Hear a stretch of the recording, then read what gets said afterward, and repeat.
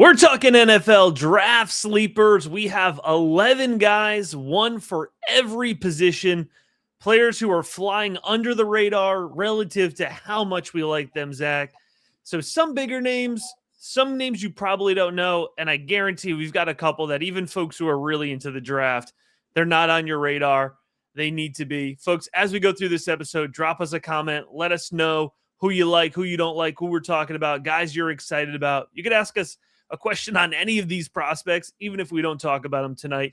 Zach has a full breakdown, I promise, on any player in this draft class over at his Substack at Prep Draft Pro. Link will be in the episode description. So, Zach, with that being said, man, we got 11 guys to get into. Let's go ahead and get right into it. We're going to start on the defensive side of the ball. We're going to start at the edge position, which we have talked about, but it's turning into a fairly deep group. You've identified Gabe Jacas out of Illinois as your sleeper at this point in the process. Yeah, I mean, I'd say he's not someone that's getting talked about a whole lot. I do feel like I've watched a lot of him over the years just because, we were looking at him as a draft prospect last year, but he's pretty solid, man. I mean, there's a lot that he could do that's like a lot of his game is power, but he also has some speed to him as well. Like, I would call him a bit of a tweener where I do think he's kind of better as more of that like stand up outside edge rusher type of thing. Like there's really good burst to his game. Like I said, his power, his explosiveness is all there. It's a solid group of edge rushers. I would say this is probably one of the stronger areas. I wouldn't say it's like very top heavy, but there's some good depth. And I think Gabe is someone that can definitely show out at the Senior Bowl, which is in the coming weeks here. I can't believe it's almost here already, but I like him a lot. Definitely keep an eye on him for like a mid. I would say maybe he sneaks in the late day two, but I would guess more of that like early day three type of guy. Yeah, it's almost a bonus Senior Bowl episode here. Me and John are going through the offensive position players, the fantasy relevant guys, but I know I've got at least a couple Senior Bowl players on my list. We're certainly going to be talking about some of yours. The next guy up here, he's a name that's been around a little bit, right? Rayshaun Benny. It's injury, right? That's probably holding him back from being a little bit more at the top of the conversation here. Defensive tackle, 6'4", 305. Yeah, injuries are definitely something that's going to kind of hold him back. Medicals at the combine, interviews at the Senior Bowl, like that's going to be a big conversation to have. Is how his injury history that he's had through his college career. It's been a lot. This is a guy who I liked a ton. It was one of those things where you turn on the film and you don't really know exactly what to expect. I loved his athleticism though, man. And the ability to kind of play up and down that defensive line, 6'4", 305, that's good size. And for someone to have that type of suddenness, that type of bend, twitchiness, the quickness, he plays with just a smoking hot motor. He's always going to the whistle. He's someone that I think is going to really turn heads when you get to like the testing and seeing him in one-on-ones. And you know how I feel about one-on-ones, especially in the trenches. But I think he's going to be someone that's really fun to watch during that week. And again, testing, I think is going to be a lot of fun. He's someone that could definitely blow it up, but definitely keep an eye on him. I like him a lot. Yeah. It's interesting too, or it's important, I should say, to keep in mind, right? With injuries, it might not be that the entire NFL views him as a day three guy, right? But he might end up day three because he's only on 10 boards, only 10, teams checked off on the medicals, and those teams either don't need a tackle day two or it's not the best scheme fit for them at that point, right? So, these are guys that are good to keep in mind, even if they do fall into day three, right? We're not just trying to rip off these top 50 guys for you. But Zach, this next guy, I know you did me a solid putting him on the list because he is my favorite name position combination. I'm sorry, man. A linebacker named Red Murdock. You could talk about the film analysis. That's fine, but I'm already in, dude. 6'3", 240. It's a good linebacker class. It's a very good linebacker class, which, how fast are they going to come off the board? It's when you look at a guy like Red Murdock, right? First round name, first of all, right? Like that's a name that goes in the first round. But he's a production animal, man. Like, over the past 2 years, he has almost 200 total tackles. There's a lot to like with him, and he's a versatile type of linebacker too. He's someone that plays in the box. He's someone that plays off ball. can rush the passer, good as really good as a run defender, and even just as good of a guy in pass coverage. Like, there's a lot to like in his game. Obviously, playing at Buffalo, playing a lower level of college football, that's something to take into consideration. But football is football, man. There's a lot of talent all around the country, so it's definitely a valid argument. But there's a lot to like, and when you look at the production paired with the size, paired with the athleticism, like there's a lot to like. Yeah, that's what I was going to ask you. We're going to talk about some smaller school guys, right? And that's how you get sleepers sometimes, right? Like we're watching all 100 and 36 teams now, and FCS, right? I'm watching FCS tape, and we're going to have somebody from that level on this show later on. So, how do you reckon with production at Buffalo? Are you willing to really focus in on the skill set? Does that come into play? Would you rather have high producer at Buffalo versus, mid-level producer at, say, Florida State? Like, if you talk about Florida State, I mean, like, yeah, I would probably take a guy like Red Murdock over, one of those guys. It definitely, you want to look at, the overall athleticism. Like, is he a versatile type of player, especially at the linebacker position? Because a lot of these defensive coordinators are asking their linebackers to do a lot of different things. So, yeah, if I like a guy and I think he has the skill set to play at the next level, if you played at Buffalo, it's fine, man. We're going to, it's like, I tell a lot of these guys, like, if you're at a smaller school, whether, it's a D3 or a D2, or even, in high school, like, they'll find you. Like, if you're talented, they're going to find you. So generally, yeah, if you're just a better athlete and can do a lot more things just at another level, yeah, that's what it is. All right. One lucky fan base is getting Red Murdock this year. I hope it's the Ravens. All right. Julian, Neal, cornerback here, 6'2", 200. Zach, we were supposed to do this show last week. We got a little bit of delayed, and I swear you put him on the slides, and I just saw, like, he's been blowing up on Twitter over the last week, getting cornerback out of Arkansas. It's funny, man. Like, we have this kind of private conversation about who we're going to talk about, and then all of a sudden, everyone finally starts watching Julian Neal, the Arkansas corner, man. Like, this guy is really good. When you talk about, like, even as a run defender too, I like those guys that, those corners that those outside corners that, one, have size, but two, can play with physicality, right? Because you talk about corners and receivers in particular, like the divas, the guys who just like smack talking, they just run down the field and that's about it. But give me a guy like Julian Neal who can tackle, who can hit, who can play with physicality throughout the route. If I look, he had 4 penalties this year, 4 penalties last year.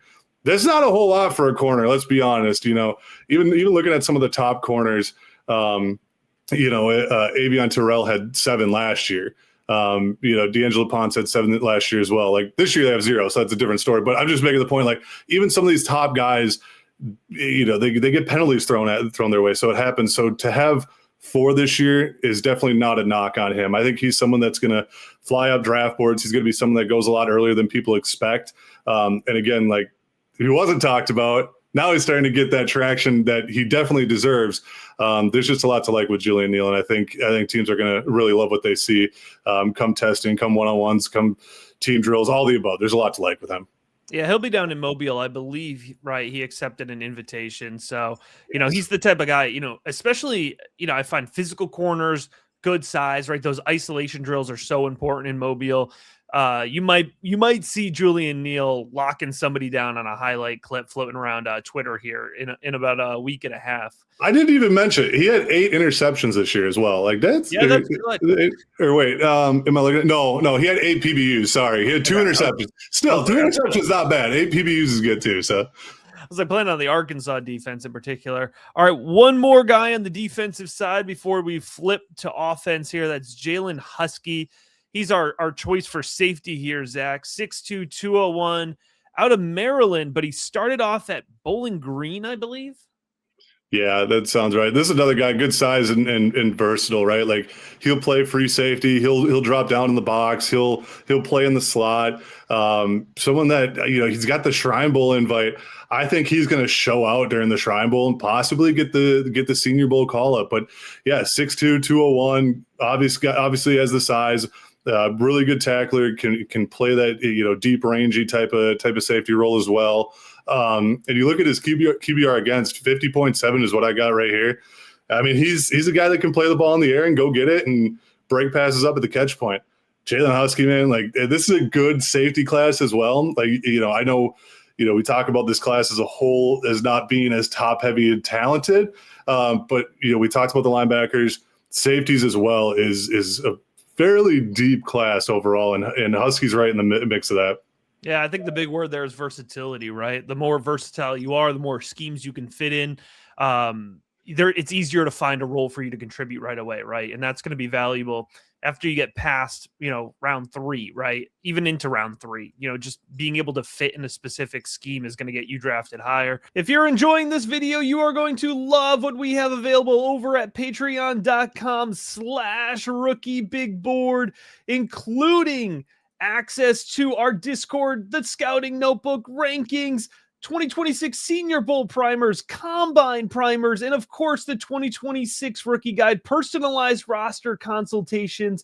But you get access to the weekly updated Rookie Big Board rankings for the 2026 class with over 100 players listed at all times, in addition to the Dynasty rankings, Devy rankings, and a combined view, so you can directly compare the value of a freshman in college to a 10-year NFL pro. Personalized advice comes via the Rookie Big Board Discord, Devy, Dynasty, but the ever-popular Trade Talk channel on the clock to help with your drafts, or just chop it up, talk NFL, college football, or get it going on game day. If you want to try it all out for free, you can do that too, and you'll get access to the weekly newsletter that covers NFL Draft, Devy, Dynasty, Waiver Wire, and so much more. Folks, for just $5 a month, you can get access to most of these resources with 15% off on an annual membership at patreon.com/rookiebigbull. All right, onto the offensive side of the ball. I got to tell you, man, picking a sleeper at quarterback is not the easiest job this year. But I'm trying to identify who I think the NFL will like with this pick. And that's going to be, for me, Luke Altmyer out of Illinois. He's going to be at the Senior Bowl. Watching Altmyer tape, I think there's a little bit of something here. I think he's a day 3 guy. Don't get me wrong. I don't think he's a day 1 starter, but he feels like the guy that can hold the clipboard for a few years. Starter goes down. He steps in, is able to execute an offense. 6'2", 205 out of Illinois. NFL loves a winner, man. 19-7 over the last 2 years with Illinois, like 2 bowl wins. That's a pretty big deal, turning around in the Illini team with that. And talk about his skill set here. He feels pressure well. I like his judgment under pressure. He doesn't panic. He looks like a senior, right? He's got 5 years in college. We talked about it all the time, Zach. You want experienced quarterbacks. Luke Altmyer looks like an experienced quarterback. Good accuracy, good timing. I think the big thing when it comes to Altmyer, he's going to do most of his damage in the short and midfield, right? He doesn't really have the arm strength to be able to push that ball 30, 35 yards downfield in an effective way. But there's a lot of NFL offenses, man, where if you can execute in the first 2 levels, if you do well on play action, if you have those RPO concepts down, there are schemes where you're going to be able to be effective, especially when you have the clean mechanics and good decision making there. So I don't know how you feel about Altmyer, but in terms of day 3 QBs, I think he's got a little juice. Yeah, he's definitely someone I think is worth a draft pick for sure. I mean, you just talk about him looking like a senior out there. I mean, he's hit 22 touchdowns, 5 interceptions. Like, I think those are his final stats. I got my handy dandy spreadsheet, so I hope it's updated properly. Sounds right. It sounds. It was a great touchdown interception ratio. Yeah, he's a very solid player. Can I give you 2 names? They might be on your list, but 2 names to watch. Yep. Okay, go watch Joe Fagnano, the UConn quarterback, and if you can find any Minnesota State Moorhead, Jack Strand. Okay. He's got the American Bowl invite. He's 6'4", 220, somewhere around there. 42 touchdowns, 14 interceptions this year. If you can find some film on that guy, he's a solid player, man. That's a little bit of homework for everybody there. I do have the UConn quarterback on my list. Being a New Englander here, he got a little attention our way this year. All right, on to the running back position, Seth McGowan. Now, this is going to be a really interesting one, right? 5'11", 215, running back out of Kentucky. He's had a lot of stops along the way. And, McGowan is somebody who has, a character issue, right? I mean, he had a felony arrest when he was at Oklahoma. He was a 4-star recruit. has a really nice first season. That was 2020 felony arrest, goes to JUCO, plays his way back, ends up in the SEC. But so that's going to affect draft capital. But when you watch his tape, I mean, just purely off tape, I mean, he's a day 2 player, in my opinion, easily. He's a violent runner. I think he attacks the point of contact. I mean, he physically overwhelms SEC defenses, wins leverage. I love his acceleration relative to his frame, dude. Very explosive for a guy who's playing at 215. Assuming he weighs in at 215, we'll see that. He will be down at Mobile, but he looks it, man. I mean, he looks like he's carrying that weight. He makes defenders miss with really nice footwork. He can pull a double move. He's elusive in space, but also, within the tackle box there. I like his ability to win inside out. So again, I think he's going to be a day 3 pick. I don't think he's going to be on every NFL team's board, but, just in terms of talent, there's a lot to like with Seth McGowan. Yeah, I think with this running back class in general, you look at a guy like Seth McGowan, who, if teams clear him, for the character concerns, this is someone, teams are really going to like. So I do like this shout out of Seth McGowan. You said he's a good athlete too, man. At 5'11", 215, I like what he brings to the table. All right, well, let's head a little bit more up your way here, Zach. We're going to North Dakota State. Bryce Lance, wide receiver, 6'3", 209. I told you, Zach, Bryce Lance was on my watch list, but I was watching Cole Payton, the quarterback, because he's going to be a Senior Bowl invite. So we're watching everybody who goes to the Senior Bowl as a priority. And I couldn't really pay attention to Payton because I was like, who is 5? Like, he just kept catching my eye. Wicked twitchy. I mean, I think that just jumps off the page for you. He's got some really nice start-stop explosiveness, super quick in short space.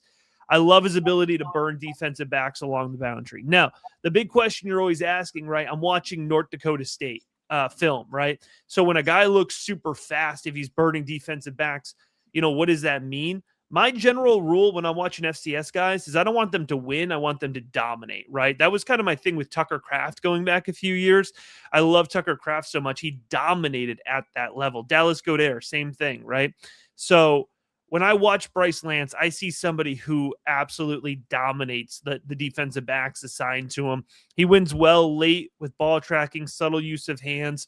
So a guy who's coming in 6'3", even if he doesn't finish, even if he doesn't measure in there, 6'2", 6'2 and a half, that level of size, frame, plus the twitchiness to his game, his ability to win in traffic, that's super exciting for me. I was a little surprised, no Senior Bowl invite for Bryce Lance, but he's got the Combine invite, so we'll know he'll be there. I think he's somebody who's going to go to the Combine. Folks are going to see his RAS score, and all of a sudden he's going to be on the radar.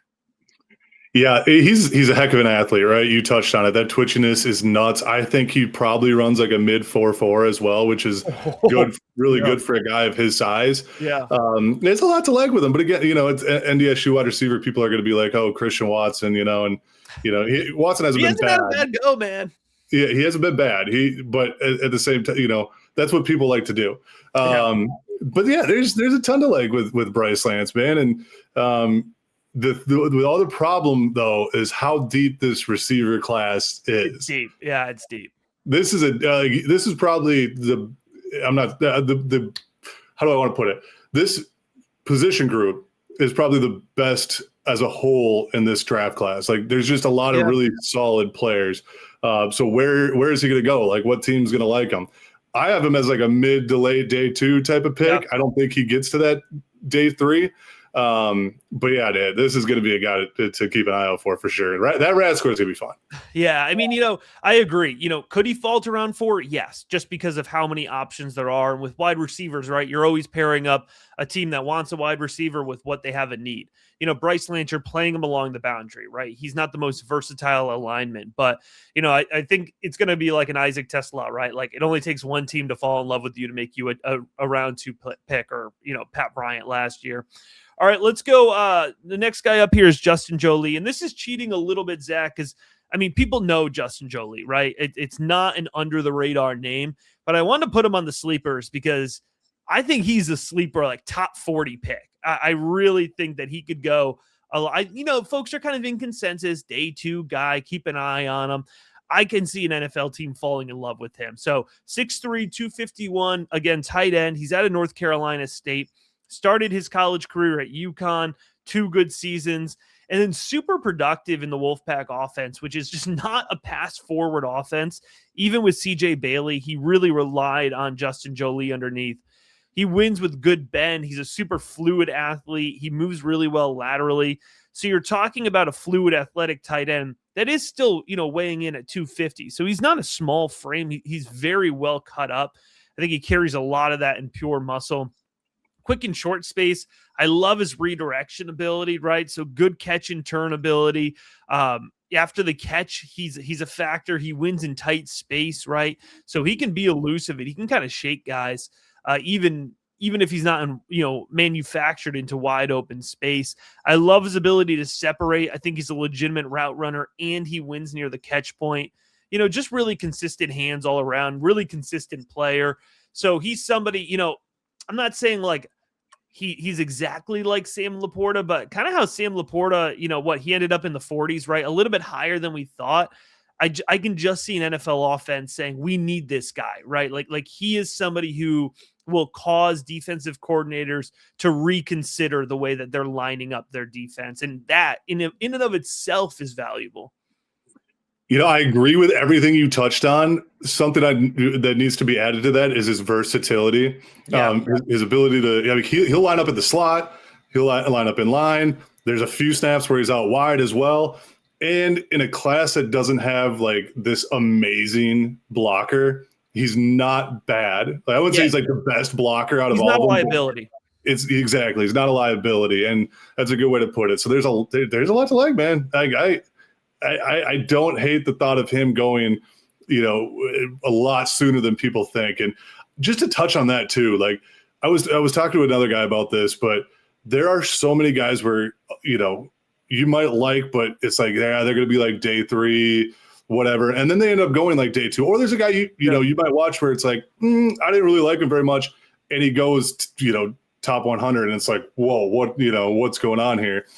There's going to be guys like that. This is going to be one where don't be surprised when he goes a lot sooner than you expect, because he's a very solid player.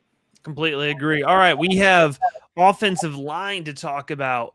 Right tackle, 6'4", 316. It's Keagen Trost out of Mizzou, Missouri. Yeah, I was watching the Shrine Bowl show where they were doing the roster reveal today. And they brought him up, and I was very happy they did, because this is someone that's super under the radar. I don't really see anyone talking about him except for what they were doing today. A very good overall player when it comes to run blocking and pass blocking. And when you talk about production on the offensive line, he only had 8 pressures given up. He allowed only 2 sacks. There's a lot to like with his game. I mean, when it comes to just overall the ability to pass block and his footwork and his size, like there's just. This guy is fun to watch, but also boring to watch, because it's not like he's given a lot of pressures up.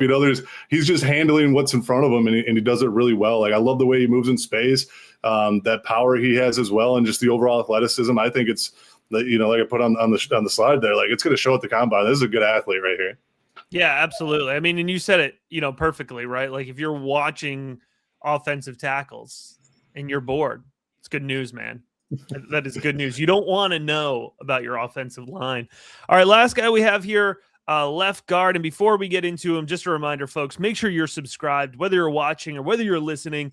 If you are watching on YouTube, drop us a comment, man. We love to chop it up, right? Let us know, again, questions about any of these guys, NFL draft prospects. Who's your sleeper? Let us know who your sleeper is in the comments, and make sure you're subscribed, because me and Zach are going to be at it just about each and every week leading up to the NFL draft. So Beau Stevens, left guard out of Iowa, 6'5", 315. When in doubt, finish the show with an offensive lineman out of Iowa. When in doubt, man. And let's, 3 things are always guaranteed in life. It's death, taxes, and Iowa offensive linemen being really good. This is another one, man. I don't want to go off on a tangent too much, but they do have another guard who is absolutely unreal as a redshirt sophomore. I'm pretty sure he's going back. But there's going to be another Iowa offensive lineman that we're going to be talking about in the near future. But right now, Beau Stevens, man, I tell you what, when it comes to run blocking, he's a dog, good strength. He has the size and he moves extremely well with it. The athleticism is crazy. He started, how many snaps did he have? Let me look here. Almost 700 snaps at left guard this year, over 600 last year. Like, he's a very experienced left guard. And when it comes to your offensive line, you want experience and you want reliability. Beau Stevens is exactly that. So, like I said, Iowa offensive lineman, there's plenty there, and this isn't just another one that is really, really damn good. All right, there you go. 11 NFL draft sleepers for you that we love at this point in the process. Zach, excited to keep talking about these guys and many more prospects over the next few months. Make sure you're subscribed, and we're going to be back real soon here with some more NFL draft action.